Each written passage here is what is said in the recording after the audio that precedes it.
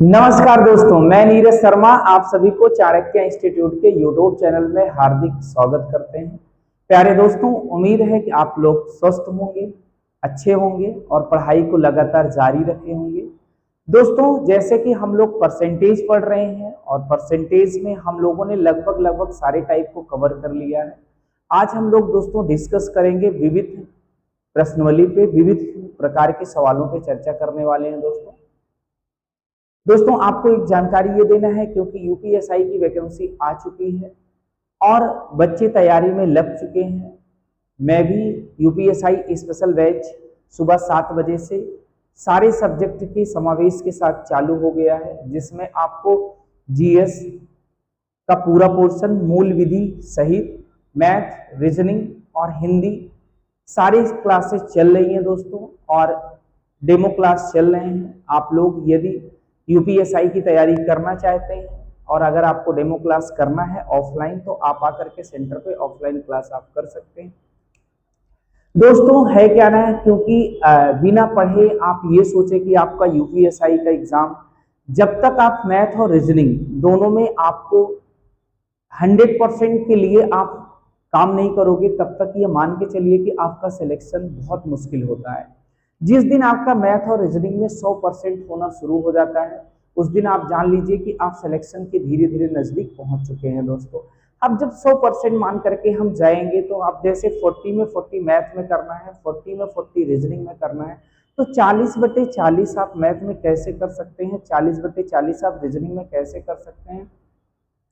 तो दोस्तों इसके लिए आपको एक प्रॉपर प्लान तैयार करना होगा। बिना आप सोचिए कि बिना प्रॉपर प्लान के आप जो है 40 में 40 मैथ में कर लें और 40 में 40 रीजनिंग कर लें, ये थोड़ा सा कम पॉसिबल होता है।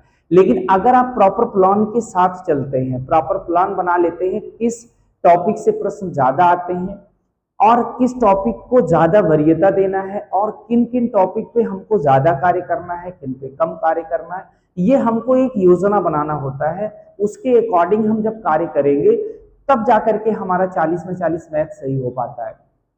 सबसे पहले तो ये देखना है कि वेटेज किस चैप्टर का ज्यादा है। और दोस्त प्रीवियस ईयर तो छूटना ही नहीं चाहिए, आपको प्रीवियस ईयर पूरा सॉल्व करना है और मोर टाइम सॉल्व करना है। जैसे कि जब आप ज्यादा से ज्यादा बार सवाल पे प्रैक्टिस करते हो, तो आपको डाटा क्या हो जाता है, डिफरेंट टाइप के जो टाइप में डाटा आते हैं, वो डाटा आप बनाना सीख जाते हो। और जब आप डाटा बनाना सीख जाते हो एक तरीके से ज्यादा, तब आप जान लीजिए कि मैथ में आप अच्छी दिशा में काम कर रहे हो।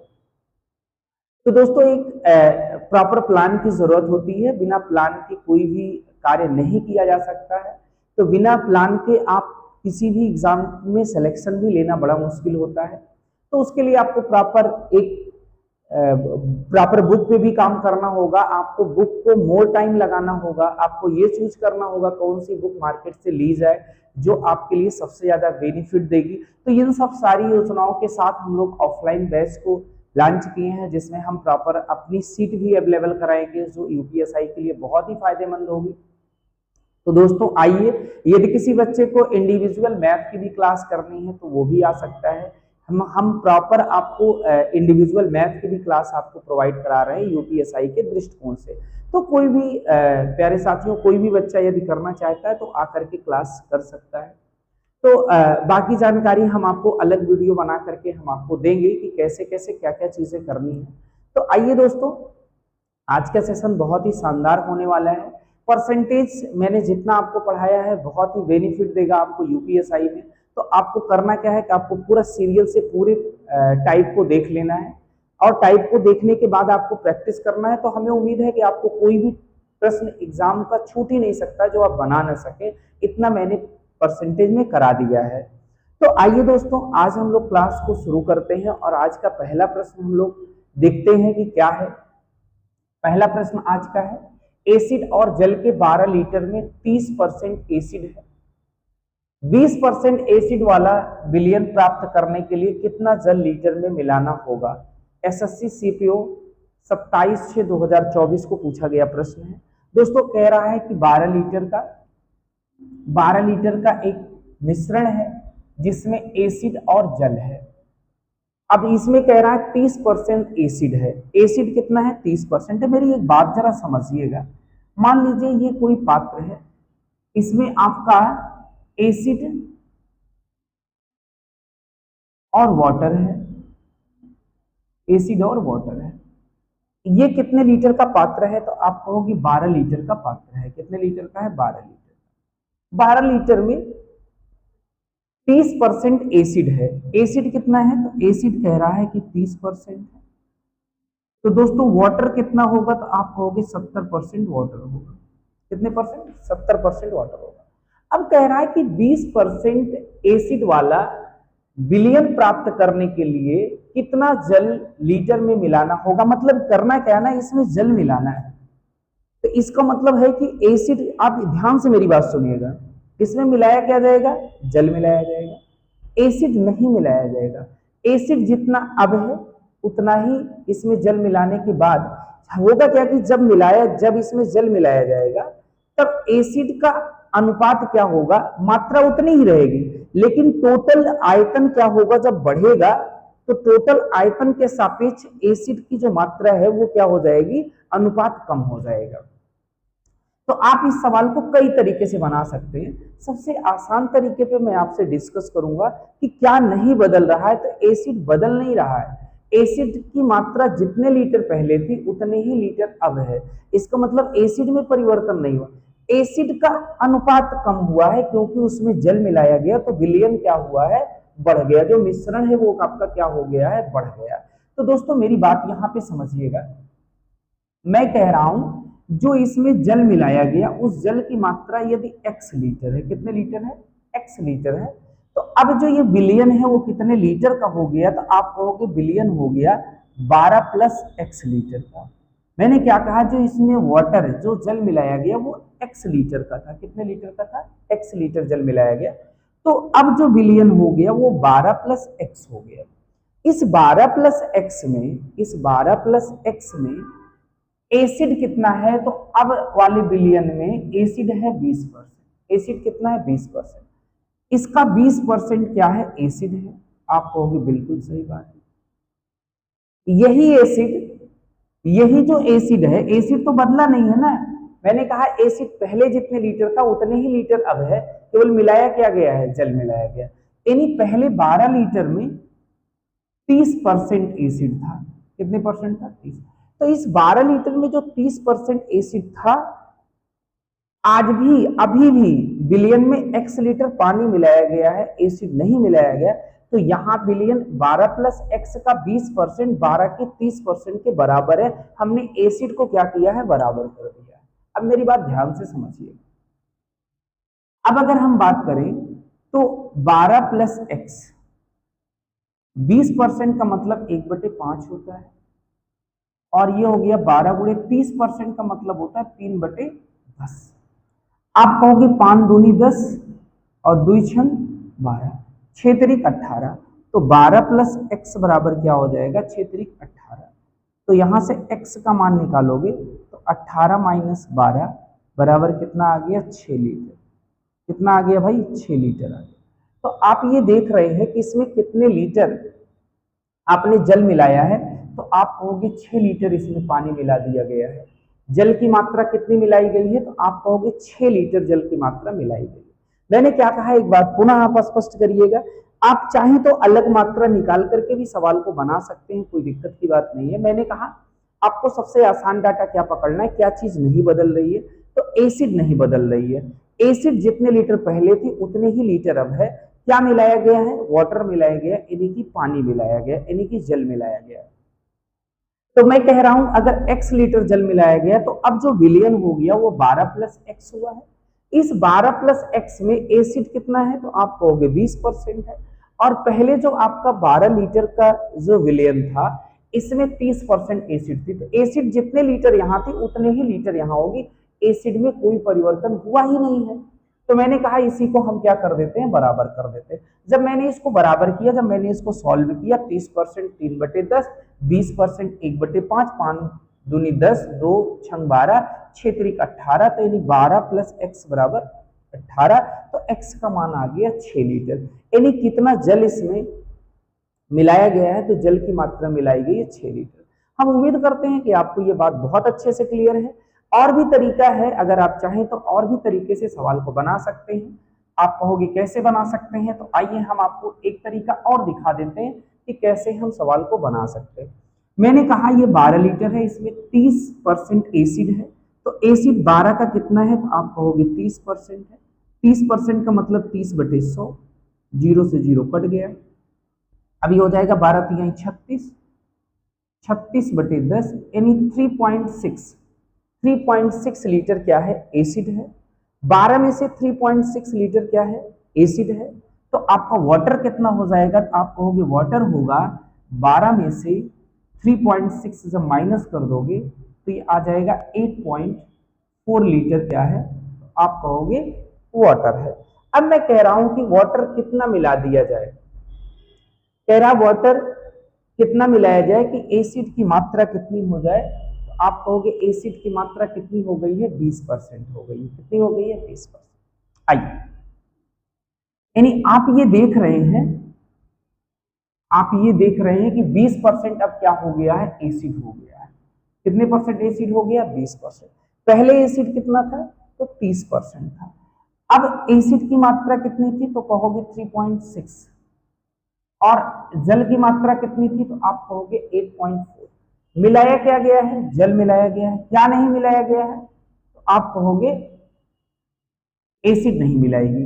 एसिड 3.6 पहले थी, अब भी उतना ही है, ये मिलाया गया, तो आप इसको कहोगे 8.4 में x लीटर हमने मिला दिया। ठीक भाई, अब हमारा जो एसिड है वो 20% है, तो जल हमारा कितना है, तो 80% है। तो 20 से करना 20, 20 चौक 80।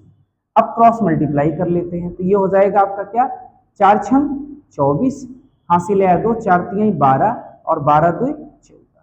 यहाँ लग जाएगा आपका क्या लग जाएगा, दशमलव लग जाएगा एक स्थान पे बराबर। तो ये कितना हो जाएगा, तो 8.4 प्लस x हो जाएगा। अब यहां से अगर हम x निकालें तो इसको इधर भेज देंगे, -8.4 बराबर x। अब देखिए 14.4 में से 8.4 घटेगा तो x का मान क्या आ जाएगा, 6 लीटर ही तो आएगा। तो आप कहोगे 6 लीटर ही है। तो एक तरीका ये भी है कि आप ऐसे ही बना सकते हैं, कोई दिक्कत की बात है ही नहीं है। बात यह है कि परसेंटेज का हम लास्ट चल रहे हैं दोस्त, तो अब हमको परसेंटेज से खेलने आना चाहिए। मैंने इतना आपको करा दिया ना कि परसेंटेज को आप उड़ाना सीख गए हैं, कोई बहुत बड़ी बात नहीं है, आपको पूरी तरीके से। दोस्तों अगला प्रश्न देखते हैं क्या है। अंडों से भरी टोकरी में से 20% अंडे टूट गए, 8% सड़े हुए थे और 24% अंडों को केक बनाने के लिए अलग रखा गया था। शेष 12 अंडे कुछ लोगों द्वारा खा लिए गए थे। शुरुआत में टोकरी में कितने अंडे थे, एसएससी जीडी 25/11/2021 शिफ्ट नंबर 2। आइए दोस्तों, मैंने क्या कहा कि सवाल में आपको कह रहा है कि अंडों से भरी टोकरी, तो मैंने कहा कि मान लीजिए टोकरी में 100% अंडे थे। कितने थे, 100%। अभी 100% में आपने कहां कहां खर्च किया है, उसको हम क्या करते हैं, कहां कहां पे चीजों को दिया गया है वो मैं देखता हूं। 20% अंडे क्या हो गए, टूट गए। कितने परसेंट, 20%। आप कहोगे 20%। 8% अंडे सड़े निकल गए, 8 भी इसी में जोड़ लीजिए, 8% अंडे सड़े निकल गए। और 24% अंडों को केक बनाने के लिए अलग रखा गया है, 24% को अलग रखा गया है। ठीक भाई, आगे कह रहा शेष 12 अंडे कुछ लोगों द्वारा खा लिए गए। अब जरा हम इसको जोड़ते हैं, कितना है, पहले इसको घटा जोड़ ले, जोड़ के 100 में से घटा ले, वही आपका 12 अंडे के बराबर आ जाएगा। तो ये 100% है, माइनस, देखिए क्या हो जाएगा। तो आप कहोगे भाई 24 8 32, 32 और 20 क्या हो जाएगा, तो आप कहोगे 52%। 52% अंडे को कहां कहां किया, 20% अंडे टूट गए, 8% अंडे सड़ गए और 24% अंडों को केक बनाने के लिए रख लिया गया। ये सब किसका, 100% का है। 100 का 20%, 100 का 8%, 100 का 24%। यानी आपने 52% को 3 जगहों पे कर दिया। कहां कहां, कुछ 20% टूट गए, 8% सड़े निकल गए और 24% को आपने क्या किया, केक बनाने के लिए प्रयोग कर लिया। तो आपके पास बचा कितना, तो आप कहोगे 48% बचा हुआ। यही 48% क्या हुआ है, शेष 12, क्या कह रहा है, शेष 12 अंडे कुछ लोगों द्वारा खा लिए गए, तो यही 48% कितने के बराबर है? तो आप कहोगे 12 के बराबर। यहां से अगर हम 1% की बात करें कि 1% क्या होगा, तो आप कहोगे 12/48 होगा। 12/, आपको निकालना है शुरुआत में टोकरी में कुल कितने अंडे थे। आपको 100% की बात कर रहा है, कितने परसेंट की कर रहा है? 100। तो 100 से मल्टीपल यहां कर लेते हैं और 100 से मल्टीपल यहां कर लेते हैं। अब देखिए क्या हो जाएगा, तो आप कहोगे 12 चौक 48 और 4 से काट लेते हैं, 4 दूनी 8, 4 पंचे 20, यानी 25। 25 सी ऑप्शन आपका राइट आंसर है। शुरुआत में टोकरी में कितने अंडे थे? तो आप कहोगे 25 अंडे थे। मेरी बात पुनः एक बार आप स्पष्ट करेंगे। मैंने कहा कि टोकरी में 100% जो भी अपने आप में अंडे थे, वो अपने आप में कितने परसेंट थे? तो आप कहोगे 100% थे। उस 100% में से प्यारे दोस्तों 20% अंडे टूट गए, 8% अंडे सड़े निकल गए, 24% अंडों को केक बनाने के लिए रखा गया। तो कुल तीनों जगहों को मिलाकर के 52% अंडों का यूज हो गया। तो आपके पास बचा कितना है? 48% अंडे बचे हैं। इसी 48% जो अंडे बचे हैं, कह रहा शेष 12 अंडे कुछ लोगों द्वारा खा लिए गए, तो यही आपका 48% ही 12 है। तो 48% यदि 12 है तो 1% हो जाएगा 48, 12/48। 100% निकालोगे तो 100 से मल्टीप्लाई करा दिया जाएगा, तो ये हो जाएगा 12 चौक 48, 4 दूनी 8, 4 पंचे 20। यानी शुरुआत में टोकरी में जो अंडों की संख्या थी वो कितनी थी? 25 थी। हम उम्मीद करते हैं कि आपको पूरी बात बहुत अच्छे से एकदम क्लियर हो चुकी है दोस्तों। आइए आइए दोस्तों अगला प्रश्न देखते हैं क्या है। एक कॉलेज में 80% छात्रों की आयु 20 वर्ष से कम है। 20 वर्ष से अधिक आयु वाले छात्रों की संख्या, 20 वर्ष की आयु वाले छात्रों की संख्या जो कि 48 है, के 2/3 के बराबर है। कॉलेज में छात्रों की कुल संख्या ज्ञात कीजिए। एसएससी जीडी 26/11/2021 सितंबर 3। अच्छा प्रश्न है, बहुत अच्छा प्रश्न है, ध्यान से मेरी बात समझिए। देखिए कॉलेज में कुल छात्रों की संख्या कितनी है? तो आप कहोगे दोस्त कॉलेज में कुल छात्रों की संख्या 100% होती है। आप कहेंगे बिल्कुल सही बात है।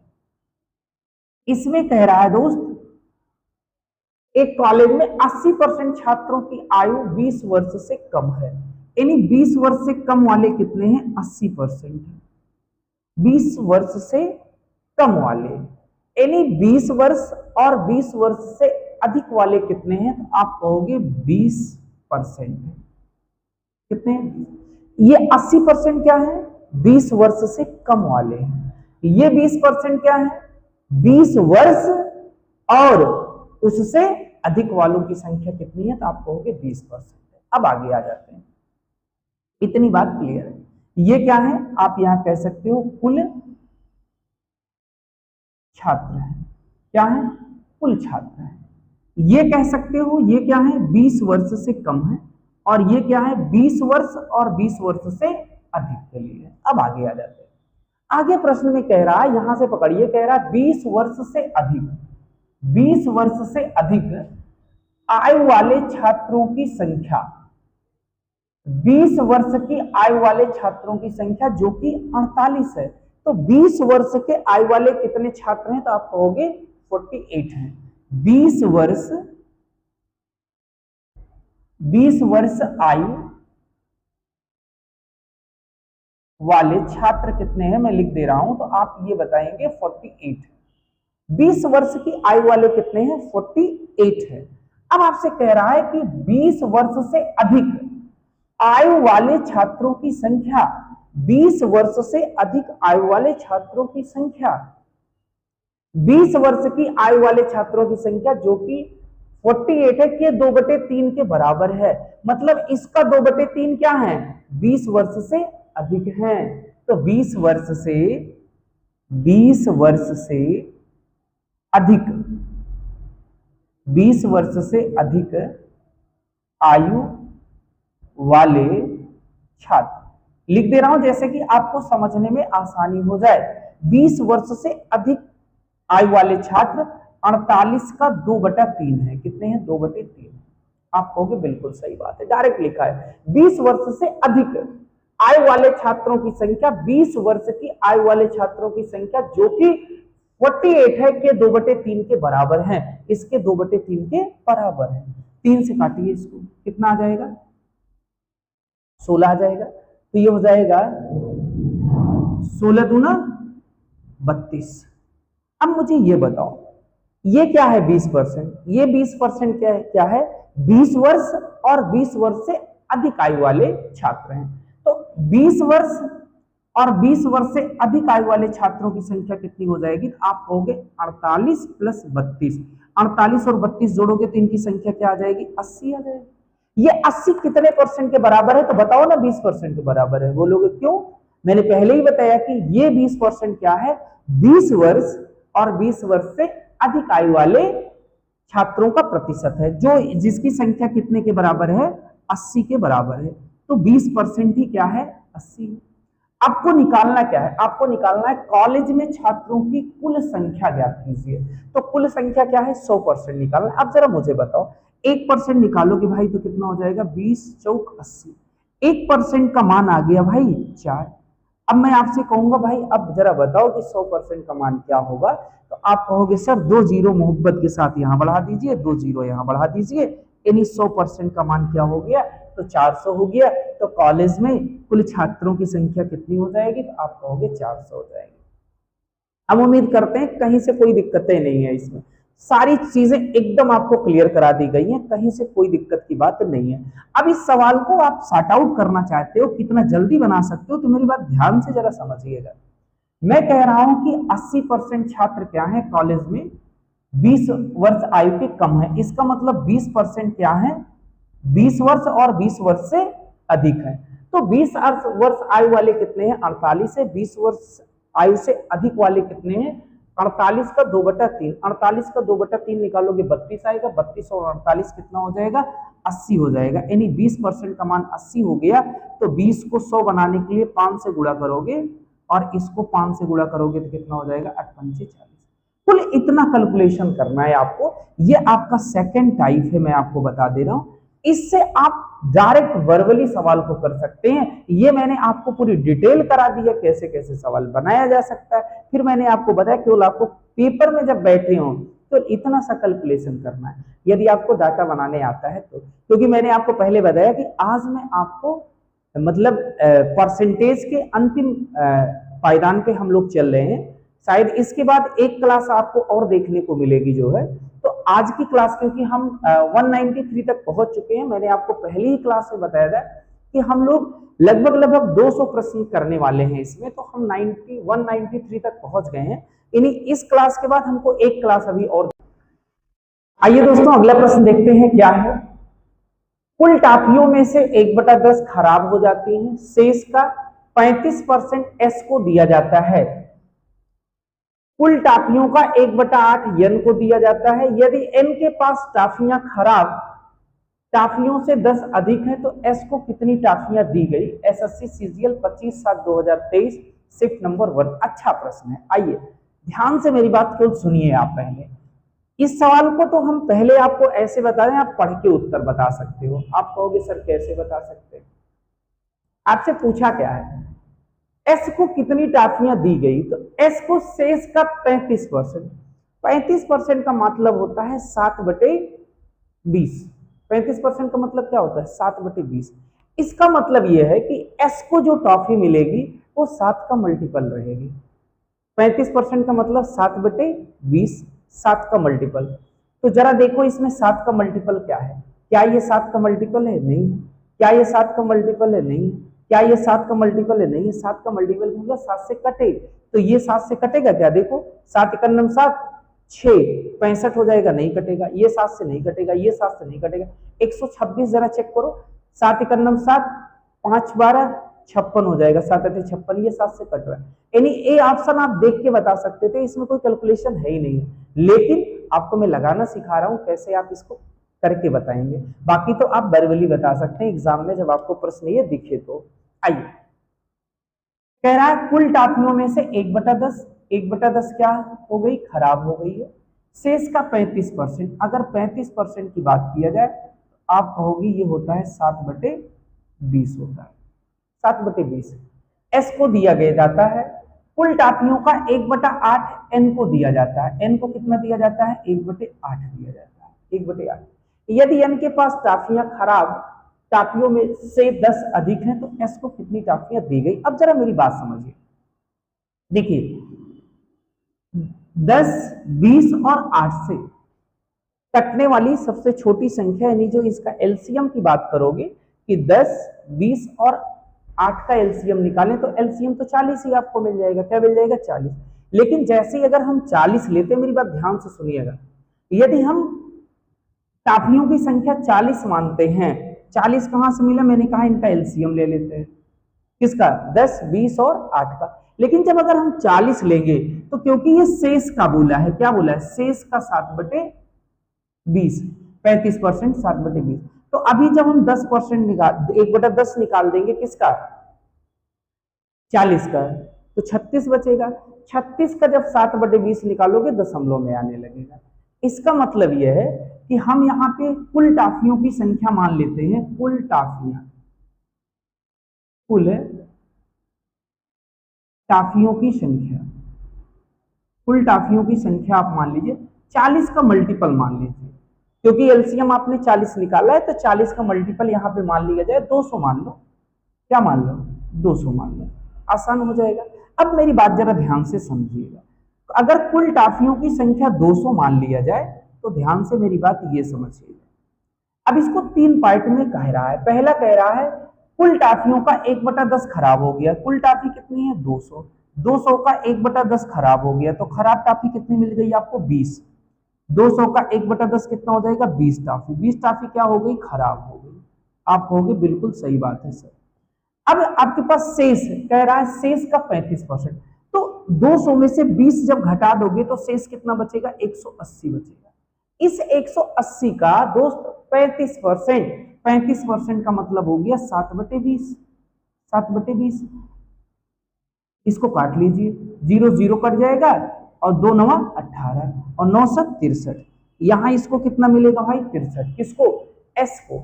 एस को कितना मिला है? तो आप कहोगे एस को मिला है 63 टॉफी। कितनी मिली है? 63।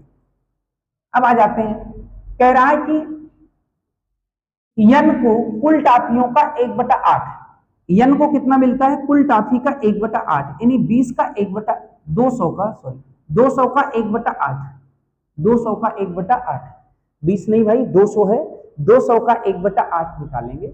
1/8 जब निकालेंगे तो कितना हो जाएगा? इसको काट लीजिए तो कितना आ जाएगा? आप कहोगे 25 आ जाएगा। कितना आ जाएगा? 25।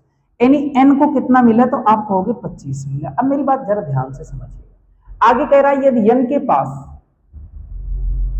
टाफियां खराब टाफियों से 10 अधिक है। यहां कितना अधिक है भाई? खराब टाफी से, तो आप कहोगे 5 अधिक है। कितना अधिक है? 5। तो 5 यूनिट का मान कितना है? तो आप कहोगे 10 के बराबर है। किसके बराबर है? 10 के बराबर है। ठीक भाई, तो 1 यूनिट का मान कितना हो जाएगा? तो आप कहोगे 1 यूनिट का मान सर हो जाएगा 2 हो जाएगा। 1 यूनिट का मान क्या हो जाएगा? 2। आपसे पूछ क्या रहा है? आपसे कह रहा है यस को कितनी टाफियां दी गई। एस कितना यूनिट है? तो 63 यूनिट है। तो एस को कितनी टाफियां दी गई? तो आप कहोगे 63 गुणे 2, 63 गुणे 63 गुणे 2 का मतलब 2 3 6 और 2 6 12, 126 टाफी, यानी ए ऑप्शन आपका राइट आंसर। ये मैंने आपको पहले भी बताया था कि ऑप्शन आपका ए ही सही है। मैंने क्या कहा कि आपको क्या करना है, फिर से एक बार क्लियर कर लीजिए। मैंने कहा 1/10 35% शेष का कह रहा है 7/20, 1/8 टाफी किसको दिया गया? एन को दिया गया कुल का। तो मैंने कहा यहां से आप 10 20 और 8 का एलसीएम लोगे तो क्या आएगा? 40 आएगा। लेकिन एलसीएम से मैंने ये देखा कि जब हम 1/10 निकाल लेंगे 4 उसमें से तो 36 बचेगा, तो 7/20 दशमलव में जाने लगे। तो मैंने कहा ना कि ऐसा करो 40 का मल्टीपल मान लो, मानना ही तो है। तो मैंने कहा 200 टाफी मान लो, आसान हो गया। जैसे ही 200 टाफी माना वैसे ही ये क्या हो गया? 1/10 निकाला, 20 निकला, 20 इसमें से घट गया, शेष 180 बचा। 180 का 7/20 निकाला गया, कितना आ गया? तो आप कहोगे 63 आ गया। 63 किसको दिया गया? एस को। 63 टाफी किसको दी गई? एस को, 200 में से। उसके बाद कह रहा है एन को जो है, किसको? एन को कुल टाफी का 1/8, यानी 200 का 1/8, तो 200 का 1/8 क्या हो जाएगा? 25 हो जाएगा। तो 25 टाफी किसको दी गई? एन। फिर फाइनली ये कह रहा था यदि एन के पास टाफियां खराब टाफियों से 10 अधिक हैं तो यहाँ कितना अधिक है, खराब टाफी से n के पास 5 अधिक है, 5 बराबर प्रश्न में कितने के बराबर है, तो 10 अधिक है। तो 1 यूनिट बराबर 2 के। आपको निकालना क्या था, आपको निकालना था कि एस को कितनी टाफियां मिली, तो एस को कितना यूनिट मिला है, 63 यूनिट मिला है। तो आपको क्या करना, 1 यूनिट बराबर 2, तो 63 यूनिट बराबर क्या हो जाएगा, तो आप कहोगे 63 गुणे 2 बराबर 136। जबकि मैंने आपको ये चीज पहले भी बताया था कि आपको अगर एस की टाफी निकालना है तो 7 के मल्टीपल में आपका आंसर आने वाला है। तो 7 का मल्टीपल केवल एक ऑप्शन था, तो आप पहले ही लगा सकते थे कि ऑप्शन। आइए दोस्तों अगला प्रश्न देखते हैं क्या है। एक फल विक्रेता अपने ग्राहक को अपने पास मौजूद कुल संतरों में से 45% और एक संतरे बेचता है, फिर वह शेष संतरे के 20% और 2 और संतरे दूसरे ग्राहक को बेचता है। फिर वह अब बचे हुए संतरे का 90% संतरे तीसरे ग्राहक को बेचता है और उसके पास अभी भी 5 संतरे बचे हैं। फल विक्रेता के पास आरंभ में कितने संतरे थे? SSC CGL 19/4/2022 shift number 3।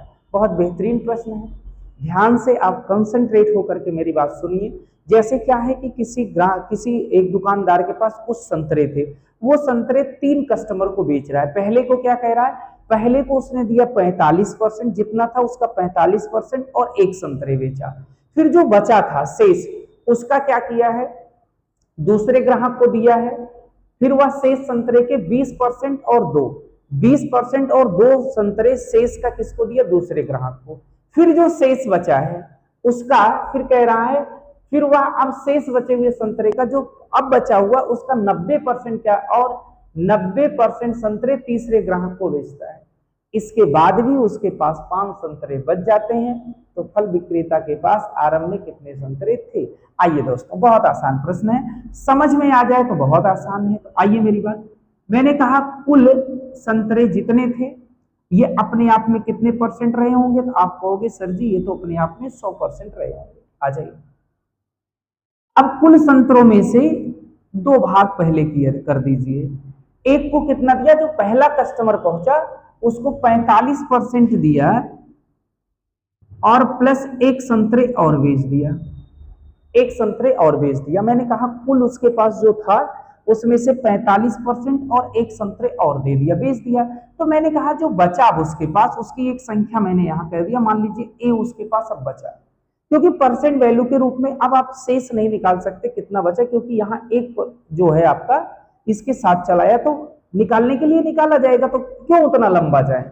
मैंने कहा ना कि आप डायरेक्ट इसको क्या करिए, अब मैंने कहा कि शेष उसके पास जो बचा है वो ए बचा है, ये क्या है, शेष संतरे, शेष संतरे। अब ये अपने आप में फिर 100% हो गया, आप कहोगे बिल्कुल सही बात है। अब इसके भी 2 भाग किए गए। जब शेष संतरा था, जब दूसरा कस्टमर आता है तो उसने कितना दिया है, तो 20% बेचा और प्लस 2 संतरे और दे दिया, 2 संतरे और दे दिया। आप कहोगे दे दो भाई। अब मैं कह रहा हूं कि मेरे पास कितना बचा है, तो शेष बचा है 20 संतरे। कितना बचे, अब शेष कितना बचा, अब शेष बचा 20 संतरे। पहले ए बचा था, ए को 100% मान लिए अपने आप में, मान लो शेष संतरे था, इसका 20% प्लस 2 किसको दे दिया गया, दूसरे ग्राहक को। अब कितना बचा है, बी आपके पास शेष बचा है। अब ये क्या किया, तीसरे कस्टमर की बात यहां पे आ गई, तीसरा ग्राहक आ गया, बचे हुआ शेष कितना है, बी है। इसमें से 90% किसको दे दिया, तीसरे ग्राहक को दे दिया, तो उसके पास कितना बचा, आप कहोगे 10% बचा। ये अपने आप में कितना था, 100 था, तो कितना दे दिया, 90 दे दिया। तो अब उसके पास फाइनली शेष का कितना बचा है, आप कहोगे 10%। अब आपसे मैं एक बात करना चाह रहा हूं, आप बचाओ यही 10%, तो भाई 5 संतरे के बराबर है। कह रहा है कि 90% संतरे तीसरे ग्राहक को बेचता है, अब उसके पास अभी भी 5 संतरे बचे, यानी इसी 10% का मान कितना है, आप कहोगे 5, आप कहोगे 5। तो अगर आप बी की बात करो कि बी कितना होगा, किसकी, बी की अगर हम बात करें तो ध्यान से मेरी बात समझिएगा। अगर हम बी की बात करें, बी अपने आप में 100% था, 10% 5 है, तो 100% कितना हो जाएगा, तो आप कहोगे 10% यदि 5 है तो 100% 50 हो जाएगा। यानी बी के पास कितने संतरे बचे थे, बी अगर शेष संतरा जो था तो बी कितना था, तो बी कहोगे 50 था।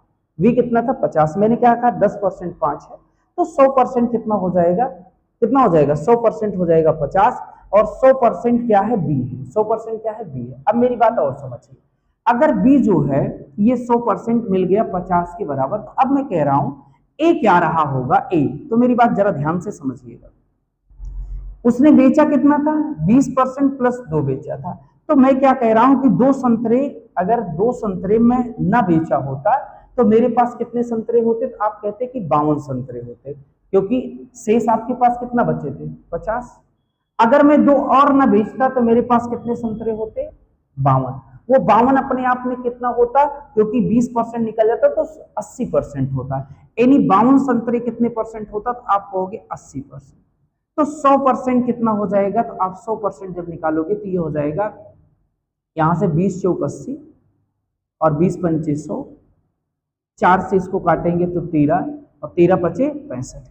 ए के पास कितने संतरे थे, तो ए के पास थे ए जो शेष था उसके वहां कितने संतरे बचे थे, तो आप कहोगे 65 बचे थे। अब मेरी बात ध्यान से समझना, अब 65 में हम ये यहाँ कितना आ गया 65 आ गया। अब मैं कह रहा हूं कि 65 में एक जोड़ लो तो क्या हो जाएगा 66 हो जाएगा।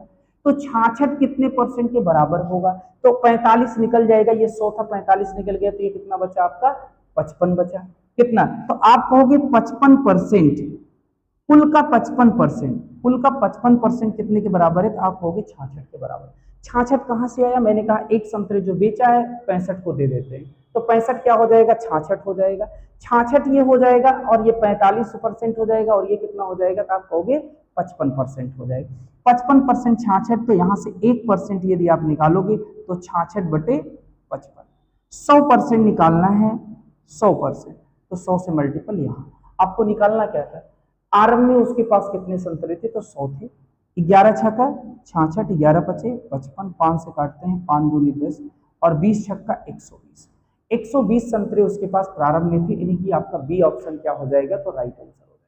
हम उम्मीद करते हैं कि आपको पूरी बात एकदम क्लियर हो गई। पुनः एक बार इसी को क्लियर कर लीजिए। मैंने कहा उसके पास कुल 100% संतरे थे, 45% प्लस 1 बेच दिया, तो मैंने कहा उसके पास ए बचा है, कितना बचा है, ए बचा है। ए बचा है, ए में से पुनः क्या किया है 20% और 2 बेच दिया, तो हमने कहा उसके पास बी बचा है। अब बी में से क्या किया है 90% तीसरे ग्राहक को दे दिया, तो 10% बचा है। यही 10% की वैल्यू किसके बराबर है, तो आप कहोगे 5 के बराबर है। किसके बराबर है, 5 के बराबर। अगर 10% 5 के बराबर है तो बी कितना हो जाएगा, तो बी हो जाएगा 100% अपने आप में रहा होगा, तो ये बी कितना हो जाएगा, तो आप कहोगे 50 हो जाएगा। अगर 10% 5 है तो 100% 50, ये 50 हो गया। मैंने कहा 2 इसके पास दे दो, तो ये हो जाएगा 52, 52 हो जाएगा, तो ये 80% हो जाएगा, ये 20 हो जाएगा। तो अगर ए का मान निकाला जाए तो 80% का मान 52 होगा, तो 100% का मान कितना हो जाएगा 65, यानी ए के पास कितना हो जाएगा 65 हो जाएगा। अगर ए के पास 65 हो गया, तो मैंने कहा एक इसको दे दो, ये हो जाएगा 66, 66 हो जाएगा, तो ये हो जाएगा 55, ये हो जाएगा 45। तो 55% का मान 66, तो 100% का मान क्या हो जाएगा 66/55 गुणे 100, यानी कितने के बराबर हो जाएगा, आप कहोगे 120 के बराबर हो जाएगा। हम उम्मीद करते हैं कि आपको पूरी बात एकदम आसानी से सब कुछ क्लियर हो चुका है। आपको बहुत ही बेहतरीन प्रश्न है, एक बार